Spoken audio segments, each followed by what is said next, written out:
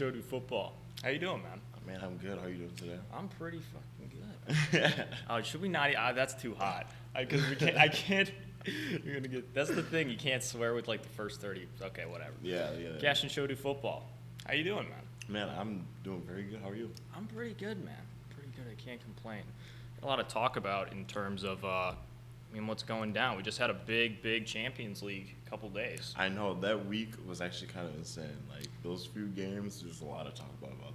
There's a ton to talk about. And it's like I don't know, some things I definitely would expect, but some of the things it's just odd. Just like with City, I thought that game City and Bayern. I thought that would be very tight. What do you think? Do you think that's the best game of the week that we had? I mean, not for me. Not for you, not for you. Yeah, of course. Yeah, I mean, Manchester fan, but like. I would say like, Real Madrid for Chelsea for me. I think we all knew that Chelsea was going to win. Was going to lose though. I mean, I think some people thought they were gonna, have a second win. Not a second win. Under Frank Lampard. But that's what I mean. Is that so? Here's the thing with Chelsea. I want to jump into this because. So Chelsea remind me of the Ole era at the moment. I'm not saying it's going to last as long as the Ole era under United did, but it has a lot of the same vibes because it's like the mediocrity. So like with the Ole era, he would get like, I don't know, a good result away at like not even a great team, just like a decent team like Wolves or something. We beat Wolves like 3-1 or something like that. I'm not saying that's a real result. I'm just saying it as an example. But they would be like, oh, we're back. We're gonna find a rhythm, and then we'd lose. Ole's at the wheel. Ole's at the wheel, and then we'd lose next weekend to someone crap. Right. It just wasn't great, and so I no consistency. And like interim manager too. I just see a lot of similarities, and the big thing I wrote down was they have a lot of individual great talents. Obviously, they just brought how many players in 600 million worth players in the last 2 windows, but I mean. They have no identity because they're playing like with 3 or 4 different formations right now. They're switching between like a 4-3-3. They played a 4-2-3-1. They play a back 3 sometimes. It just doesn't.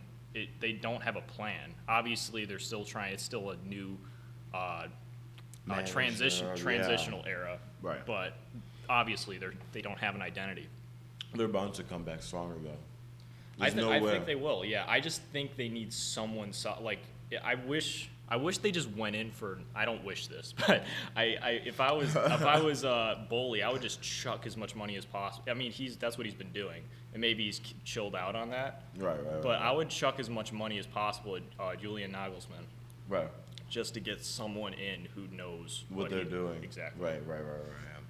Just in general, I mean, I thought that Real Madrid was going to win it. Period. Mm-hmm. Right. Real Madrid's mentality is insane right now. Like. Anytime I see Vinicius Jr. and Benzema together, I'm like, whoa, bro, this is a powerhouse. This is a whole new Real Madrid right now. You know what I mean? Like, we've had the Ronaldo era, we've had the Raul era. Right now, it's Vinicius. I think it's Vinicius and Benzema right now. It's crazy. It's interesting just because, like, it's kind of alluding to everything's been kind of like it might be Ancelotti's last season or whatever, which it very well could be, and I think it probably is.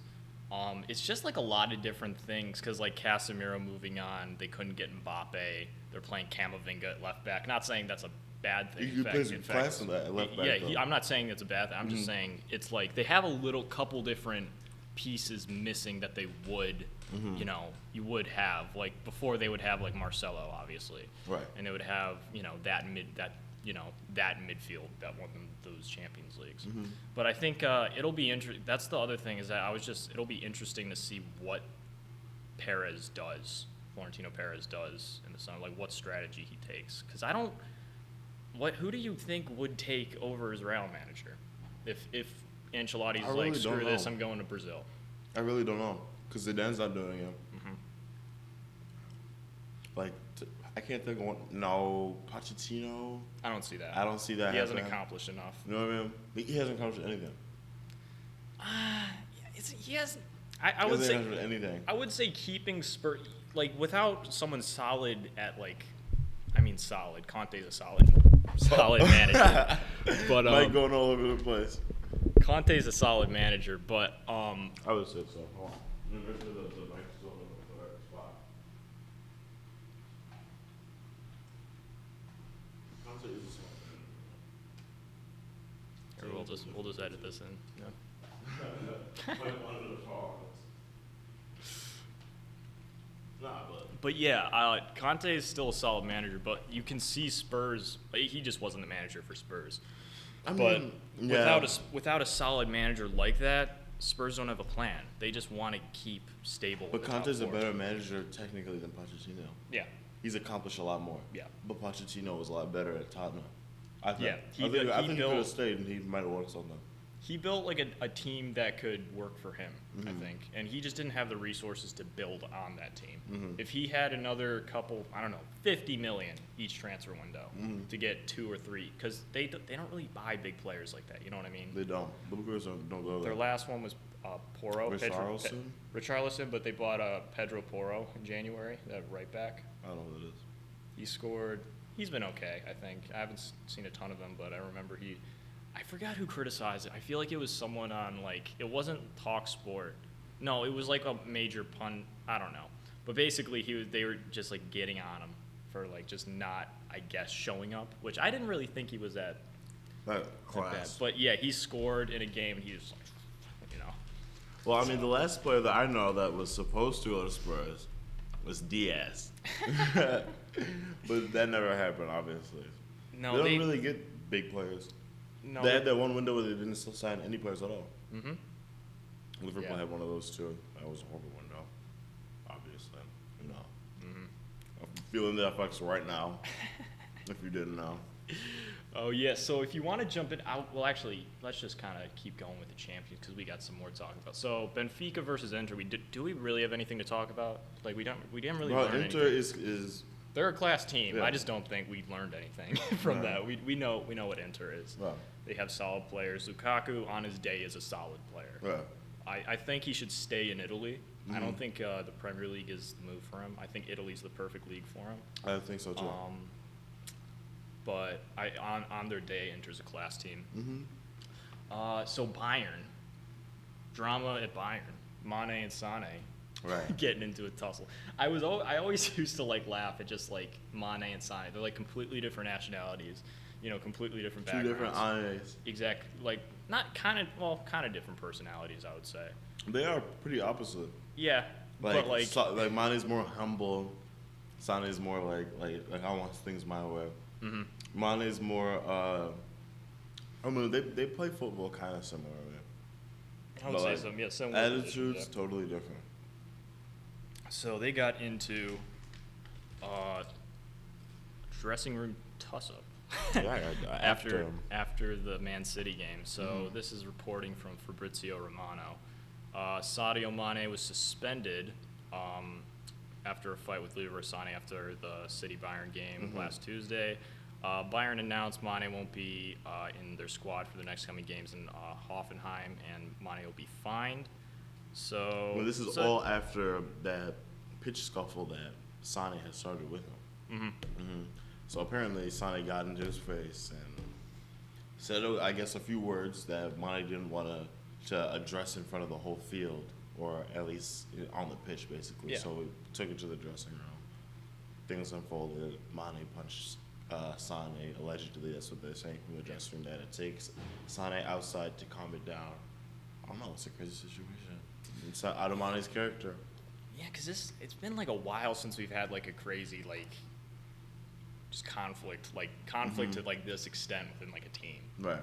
Because you don't really hear about any, but that's I think is just probably compounding. It's probably a lot of stuff. Maybe it could just be that game, but they probably don't like each other that much. They play for It could rivals. just be frustration. But I think it's frustration for the whole situation they're going through. Right, like they're playing pretty bad. Their form for Bayern is awful form. You can't be dropping points in Bundesliga. Right. Basically ever. It's basically just unacceptable for them. And they just screwed the pooch against City. I mean, everyone can screw the pooch against Man City, but Man City is different.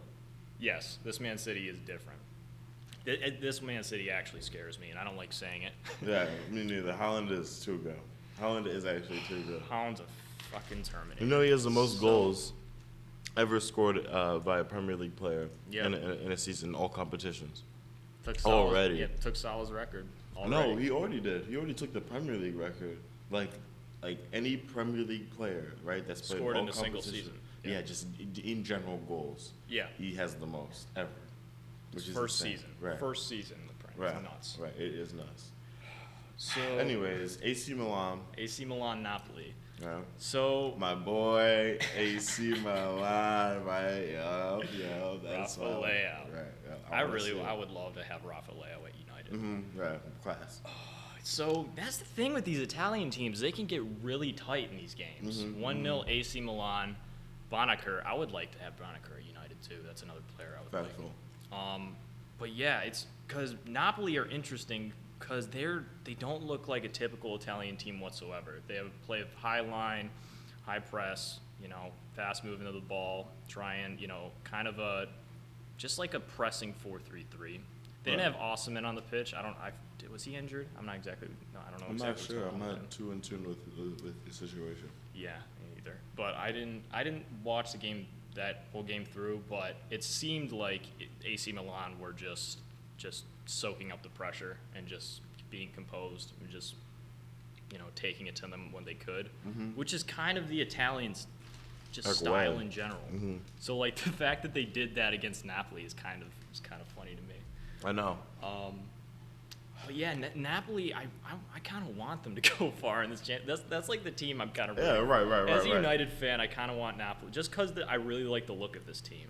Because the Italian league for me, I don't know. It's a different style, obviously, to what we're used to watching in the Premier League. It's probably the third strongest league in the world. Definitely. I would almost say second, to be honest. I mean, in terms of like the clientele of the teams. You would say. I mean, Juventus have obviously. Yeah, I would say. Juventus have fallen off, obviously, for the time. Yeah, just while they've fallen off, all these other Italian teams have come up. Yeah, that's what I was. Yeah, and I was talking to you, or we were talking about that the other day in that vacuum that happened after. Excuse me. How many years did they win the league in a row? The Scudetto? I saw. Something like that. Yeah. So like a big number. It was great. Yeah. But after that, they just left that vacuum open. And AC Milan, because like I remember watching that team just build and build for the past like 2-3 years, and I knew they were gonna hit. They're kind of unsuspecting, sort of, because they don't have like stars. They have like Giroud and Zlatan, but it's not like they're stars though. They're stars, but they're not in their prime though. But Giroud, Giroud's a class. He's a class player. He's changed my mind. Giroud. He's changed my mind. I used to not like Giroud a lot. Zlatan, don't mess with Zlatan. No, he's still gonna score goals. He's still gonna bully. Okay, that's still on. My laptop just went off. But yeah, Tonali, solid player. I would love to have Sandro Tonali. But yeah, they've been building that team for the last couple of years, and I knew they were always gonna do something. Right. So Any yeah, other Champions Leagues? No, but I was just gonna say, what do you think happens in the next couple legs between these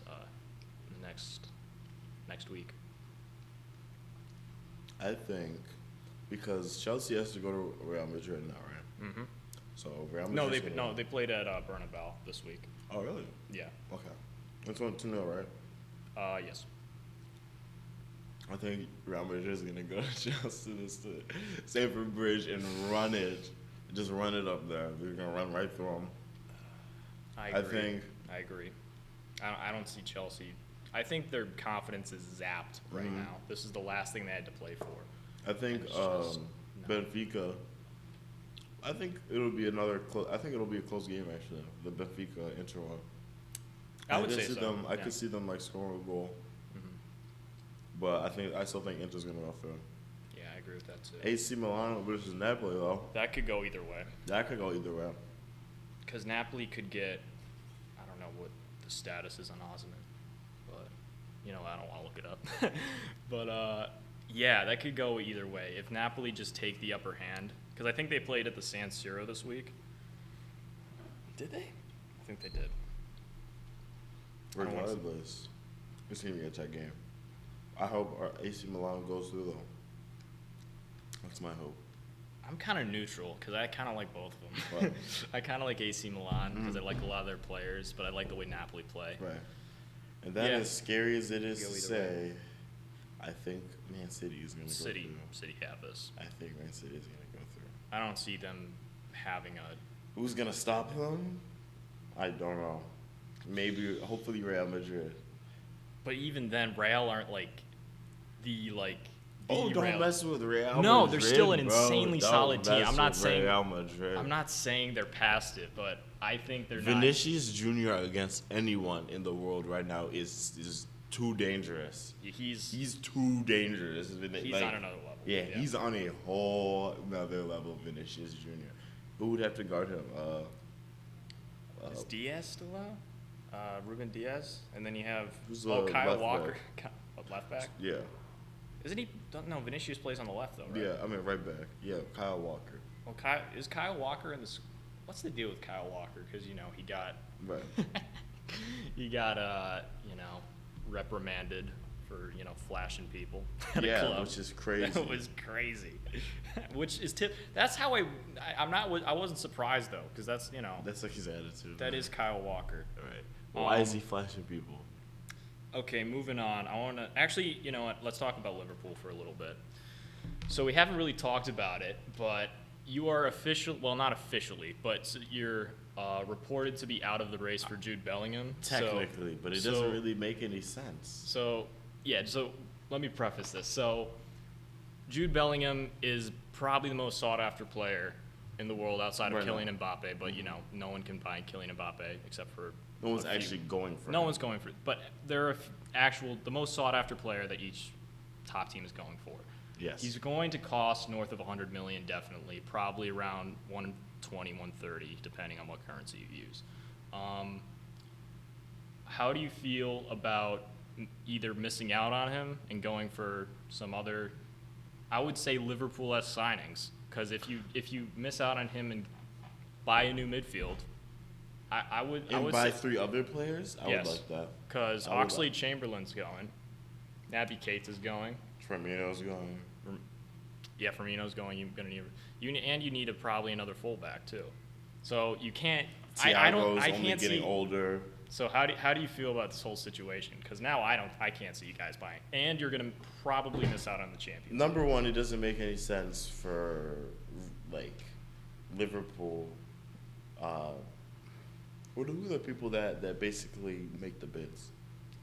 Well, it's it comes down to it doesn't make any. I mean, it comes down to the board essentially giving how much, but it doesn't make any sense how the board all of a sudden is now reporting that now they're gonna stop going for players, or now they're gonna, or when they start going for players, when they've been secretly doing stuff for years. That's just how they do transfer, right? If we put a bid in. Literally, I think it was 5 or so days ago. We put a bid in for Jude Bellingham, right? It was before. I don't know if it was before. I think you guys were in talks. No, it was before it came out that we weren't going from, right? If there was a bid just a few days ago, what makes you think that the interest is just automatically just gone? Right? I don't think it's gone, but I think they're probably moving a lot of their. I don't think they're because I don't think you guys can spend 100 million pounds on one player this window. You're gonna miss out on Champions League. You have to probably have 3 or 4 signings already just to keep your squad maintained. Up to date, yeah, maintained even because I mean you can't. The way Liverpool play, the way you guys want to play, because all we're doing is rotation. Right. The reason you guys are struggling so much is because you had. No. I mean every single team has struggled with injuries this season, obviously, but especially with you guys because Klopp loves to rotate. So I can't see you guys going or spending 100 million pounds on one player again. I just can't. I agree. So do you think that because the scouting has always been on point for you guys. I don't think it's really going to impact you that much. I think you guys will get 2 or 3 midfielders. Klopp, hopefully, Basic is going to be part of that new fold too. He's a sweet player. I wish we had him. Really raw though. Yeah. But isn't he 19? Yeah, I don't blame him. I don't blame the kid. Yeah. Yeah. Yeah. I don't blame him. And, okay, I want to talk about United. So we're playing Sevilla in the Europa League today. Casemiro's back. I'm excited to see that. But Rashford is out for foreseeable future because he pulled his groin against, why am I blanking? Why am I blanking on this? Who's the last? Was it a Premier League? Yes. I don't know. It's the last team we was. played. I don't know why I'm blanking out on this. I don't know.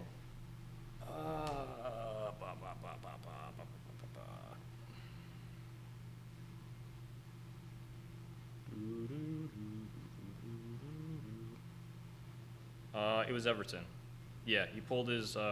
Yeah, that's what it was. I think it was before like the. Yeah. Did he score? No, he assisted Martial. It was a good. It was he played well, even though he wasn't on it. Who, Martial? Well, him and Rashford I thought played well, but Martial, he just needs to get back. I hope he play. I really hope he plays today. Because I don't know. The thing with Martial is I don't know if we sell him this summer because we already he's need one a of those striker. players that low-key should have been sold. I think so Like, too. But it's kind of like how is Martial still at Manchester United? it's just we're awful at getting rid of players. We're just so because we have He's Eric awful. Bailly and Alex Tellez out on loan right now. You think Ten Hag's going to be using Eric Bailly and Alex Tellez next season? No, he's going to want his own guys. So Yeah, it doesn't make any sense. I think. I hope Martial plays because I think he Right. can play a role. I think he actually can play a role, but we need someone to fill the number 9 position. But I think as long as we keep this form rolling and just the mentality rolling, I don't see us losing against Sevilla. I think Ten Hag will have to rotate, but we've had like more of a break now Right. than we've had because we've had to play almost every 3 days Right. this season. Right, So it's right, been right. kind of nuts. If we play Sabitzer, Casemiro, and Fernandez, that's how I'm going to predicate it. I think we win 3-1 today. That's my prediction. Mm-hmm. Okay. The title race. Arsenal will win it. Even though they have a harder run of games, I don't think City's going to lose one game. I don't think they're going to lose one game. I don't know if you've seen the rest of their standings, but Their next run of games. yeah, their next run of games. But just in general, I think that I still think Arsenal's going to win it. Right? They might have a few ties or a few draws in the middle of it, but in general, right? Okay, so City has Leicester. Have they played Arsenal yet? They haven't, right? I So think they they play have to. Arsenal, West Ham, right? So number one, right? Leicester's a win, Yes. I think. Yeah. Leicester. Yeah. One of those teams that are just lost right now. Right. Number two, against Arsenal, right? That could go. I think City's more likely to win. I agree. Right, is more likely to win the game, right? But it doesn't rule out that Arsenal could win too, right? West Ham, I think that's a win. Oh, you're skipping Fulham. You've got Fulham before West Ham. Oh. Fulham's a tough game. Right. Fulham's a tough team to play against. But I still think Man City. Man City will I still dominate think they're gonna dominate them. Everton, I think. When you they'll look be- at these games, do you really see City faulting in any of these? Yeah, that's what I'm saying. Everton, I see them winning. Brentford, I see them winning. Leeds, I see them winning. Brighton, I see them winning. Chelsea, I definitely see them winning. Arsenal's fixtures, Southampton, right? The only thing, what if Chelsea just rally? We just rally and get a Then- draw. Okay, that's okay. They could take I could see them taking a couple points. I don't see them Right. winning, but I can Right. see them taking a couple points off them. Southampton against Arsenal. Southampton. You know what I mean? Like that might be a little. Southampton are definitely getting relegated. Right. Yeah. Chelsea against Arsenal. That's a London derby, again, so I we don't- don't know. I So think we don't Arsenal. know. I think Arsenal show up. For I that still one. think, is it home or is it away? They're playing home. Home. Yeah. Newcastle away. That's a big one. That's a big one. That one they might not win. That might not wins could be a draw or a loss, right? Which is, and we're looking at the Man City lineup, right? And a lot of them look like wins. A lot of these on Arsenal's end kind of look like maybe nots. Wolves. Even Brighton and Wolves. Right. Yeah. And Those are Forest. tough games. And Forest, those are tough games. I think they can beat Forest, but I think they can beat them too. And it's then, a tough run of games. And then they also have to play Manchester City as well, Mm-hmm. right? Which is we might not win. You know what I mean? So I think Arsenal's next set of games is what's it called? going to be a little bit tougher. Yeah, I agree. Because, like, I just have a feeling that Arsenal could do it. It might just be hope, just because I don't want to see City win 3 in a row. Right. But, I don't know. This Arsenal team is, like, it has so much, like, belief, I feel. It has, like, the most belief I've ever seen in an Arsenal. Like, and, you know, belief that's justified. Because I've seen, like, I feel like Arsenal teams in the or not even Arsenal teams, just the fans have hyped up their team to, like, an unreasonable extent. And I know I'm a United fan, so I'm completely talking, you know. Out your ass. Not out of my ass, but from a standpoint of hypocrisy to some extent. But it depends which fans. But I just think, I don't know. I just have a feeling that Arsenal are going to do it. I don't know why. I just feel like they can. This team, like, the players that they have, I don't know, just, like, something with this team. This, like, the form Saka's on.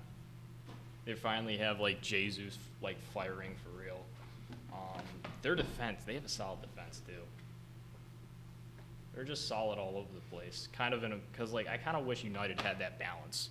Because, like, we'll miss, obviously, we have Eriksen and Casemiro out, and then the midfield is just crisis. Right, yeah. It's crisis because we're playing Scott McTominay with, like, Sabitzer, and it's like... There's a hole inside your team right there. I think Scott McTominay should not be, like, one of your top guys. He should still be at the club. I think he can play... Yeah, definitely. I think he can play a role, for sure. He just can't be a substitute for Casemiro. Right. Because Casemiro is just so much more solid. He should come in at certain games. Like, yes. But still be consistent. I think he can start, but he needs to start next to, like, a dedicated defensive midfielder. I think he could be solid as just, like, that box-to-box guy who brings that energy. Right. But against, like, the big six, really, or the big five, because we're in the big six. Right. I don't think he should be starting. But yeah, I think we need. Moving back to, I guess we're bouncing around a little bit, but moving back to United, I wish we just. I think we will move on a couple players, but I think Fred needs to go. I don't think we get rid of Fred and McTominay just because the midfield's a little light. But I think we get rid of Fred, I hope we'll bring in another defensive midfielder, and, like, another.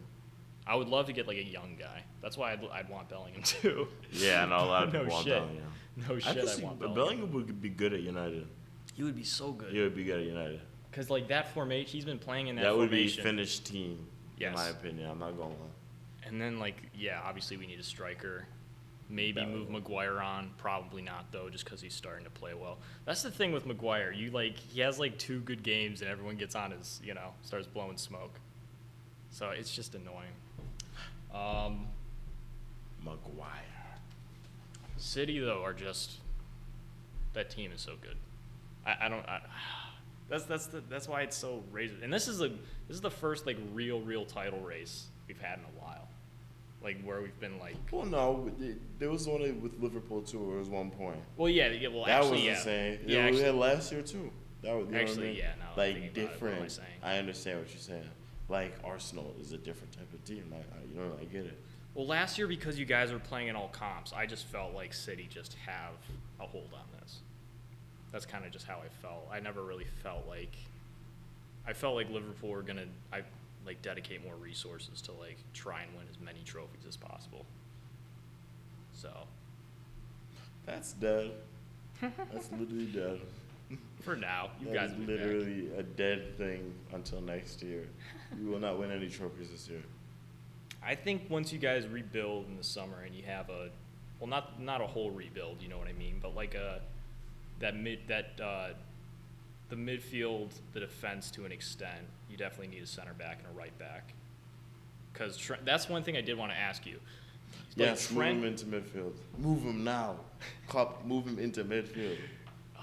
It's like that's the thing. He is our midfielder that we have, that we need, but we're just not using. You know what I mean? Yeah, but you have no one to cover him. That's the thing. Is it like I can't see his defensive work rate is just like sometimes he just falls asleep. Put Milner there. Yeah, but he'll get dusted by some of these guys, dude. If you put him up against, like, Martinelli, something like that. Freaking what's his name? Raheem the Dream? Nah, not Raheem. Nah, Raheem the Dream. Raheem Mahrez. Something like that. Riyadh. Raheem. I'm Riyadh. Mahrez.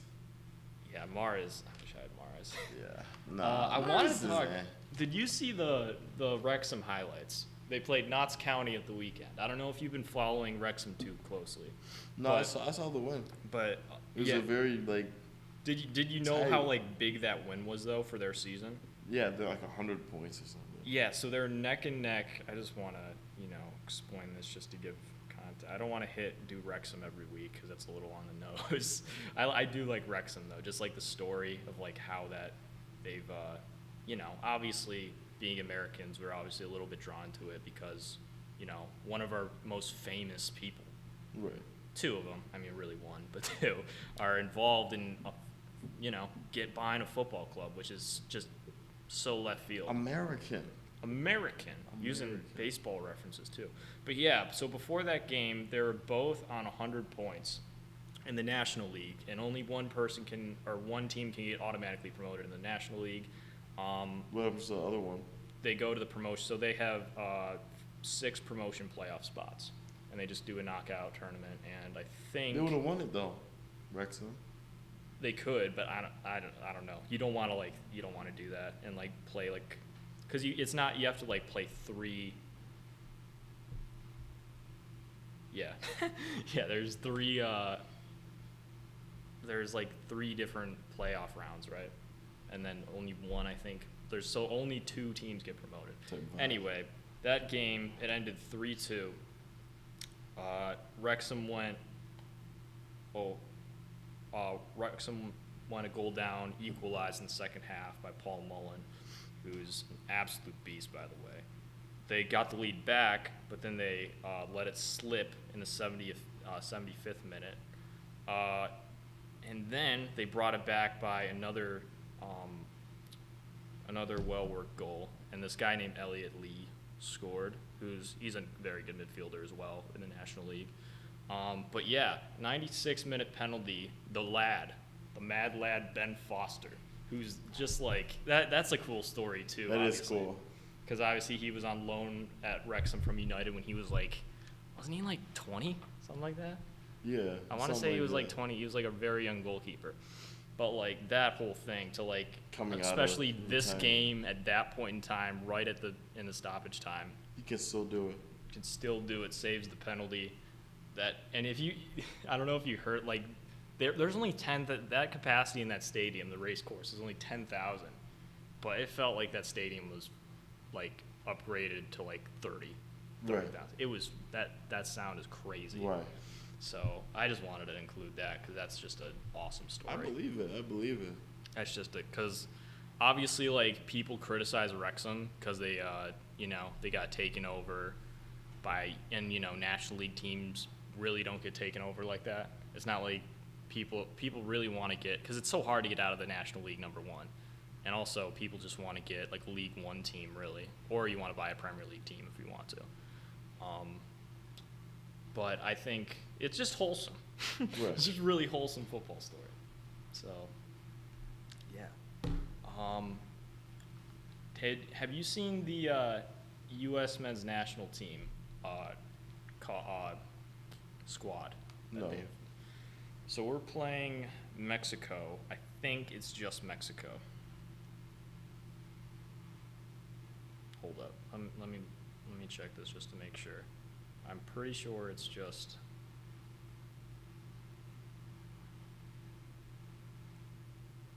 Because that's just a friendly. Yeah, so we're playing Mexico next week, right. Next Wednesday. And we have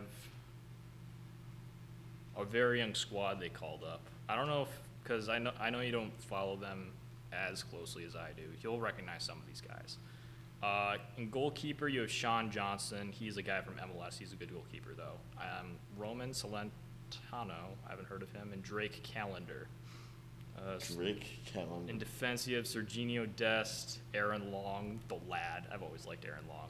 Matt Miazga, you know who he is? No. He's that one American who was on loan, or he was at Chelsea, but he was out on loan for 7 consecutive years. He has a weird story. Damn. Shaq Moore, a young right back. I don't know who Caleb Wiley is. Seems like another young guy. Joshua Wangder, I want to say. DeAndre Yedlin, we know about him. Walker Zimmerman, that doesn't bother me. Kellen Acosta, I have mixed feelings about Kellen Acosta. Why?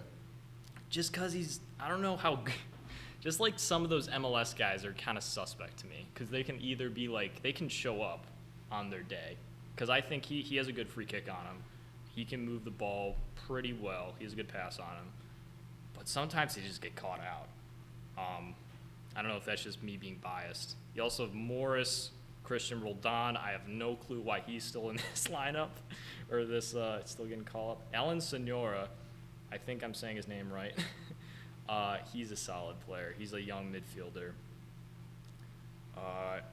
Areola, I could go either way on Areola. Cade Cowell, I've talked to you about Cade Cowell, I think, in the past. Right. Jesus Ferreira, Jordan Morris. I actually got him mixed up with Aiden Morris, my bad. And Brandon Vasquez, he is scoring a lot in the MLS. So, a young squad. I'm just intrigued to see how they do because a lot of these players just haven't gotten their due yet. Right. Man, I don't know. I don't really watch the U.S. too much. I don't watch MLS soccer really at all. Yeah. It's just a big downgrade to me. But from regular football. It's just MLS is so hard for us to get into because I wouldn't have an American get into MLS soccer. I wouldn't show if I was to get someone into soccer. Watching. I would show them. If I had one game to show them, I would show them probably United v City this season. But it's just bro. American football. Prediction. What's Mexico's squad looking like? That's one thing. That's one thing we can look into. I think they're just called El Tri. Because that's what might not be though. Mexico. Here it is. Selección Nacional de Mexico. Alexis Vega. He's an interesting player. Mm-hmm. Yeah, a lot of obviously it's, business end of the season, so they're not getting a lot of, I don't really recognize any of them, to be honest. So I don't know. Yeah, me neither. Anyway, one thing I actually did want to talk about, just to wrap this up. The whole thing about the next USA manager is calmed down a lot. Mm-hmm. What do you think we're going to do after this? I don't know. Because it seems like we're just putting it off for, ever. Yeah, just under the rug. Yeah, because I don't really know who we'd get at this point. I don't know either. It doesn't seem like anyone's talking about it anymore. So. It's just, disappear. That's why I was looking it up yesterday just to, write this stuff out. Do we still have Greg? We could have Greg, but again, that whole Gio Reyna thing, it's still I think they just want to move on from it. Right. Which I think that's the best course of action, especially because I think we're just kind of stagnating as a team in the U.S. I think we've kind of reached the most. I really respect Greg Berhalter for what he's done because this national team was a shambles, quite frankly. Yeah, and he's brought a lot of these youth guys in, or not youth, but younger guys who are. And I think he has had an MLS bias, but I think that has cooled down a little bit. I think some of his guys like Walker Zimmerman, he's always included Roldan. He brought in Jordan Morris for the World Cup, which I thought was a little, it was nice because he's struggled a lot with injuries. But I thought that was kind of a sympathy. I don't know. Call. I don't know who they can bring in at this point. Thierry? Yeah. I just like Thierry, dude. Thierry Henry. Thierry's for the vibes, dude. Yeah, right. Thierry Henry, United coach. United coach. No, I don't United want States coach. Yeah, Thierry Henry, Manchester United coach would not work. I couldn't say it. You wouldn't do that. I would like Thierry Henry as an interim role. Mm-hmm. Give Thierry 6 months for us to sort. Give some, and then Carlo Ancelotti. Yeah. But yeah, I think that's all we have for today. So. Cash and Show do football. Cash and Show do football. Thank you for listening. Hell yeah. Peace.